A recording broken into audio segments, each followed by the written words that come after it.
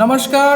আমরা সবাই দুর্গাপূজা করি এবং দুর্গাপুজোতে অঞ্জলি দিই। দুর্গাপুজোতে 5 দিন ধরে চলে, অনেক কিছু কর্মকাণ্ড হয়, বদন হয়, অধিবাস হয়। সেরকমভাবে একটা পুজো হয় মহত্বপূর্ণ, সেটা হচ্ছে সন্ধি পুজো। সন্ধি পুজো অনেকেই আমরা জানি না, কিন্তু সন্ধি পুজো প্রত্যেক বছরই হয়। এই সন্ধি পুজো করা হয় অষ্টমী এবং নবমীর সংযোগকালে, অর্থাৎ অষ্টমীর শেষ 24 মিনিট এবং নবমীর প্রথম 24 মিনিট, অর্থাৎ 24-24-48 মিনিট ধরে এই সন্ধি পুজো করা হয়। এই সময়ে মা দুর্গা চামুণ্ডা রূপে অসুর সেনাপতি চণ্ড এবং মুণ্ডকে বধ করেছিলেন।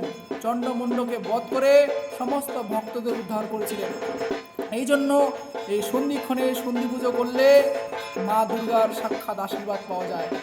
মা দুর্গা ন্যায়ের প্রতীক, অন্যায়ের বিরুদ্ধে তিনি সব সময় ভক্তদের অভয় প্রদান করেন। এই জন্য চণ্ডমুণ্ডকে বধ করে সমস্ত ভক্তকে রক্ষা করে এই দিনে মা চামুণ্ডা সমস্ত ভক্তদের মনোকামনা পূরণ করেছিলেন। এই জন্য এই সন্ধিক্ষণে যদি পুজো করা হয় তাহলে ভক্তের সমস্ত মনোকামনা পূরণ করা হয়।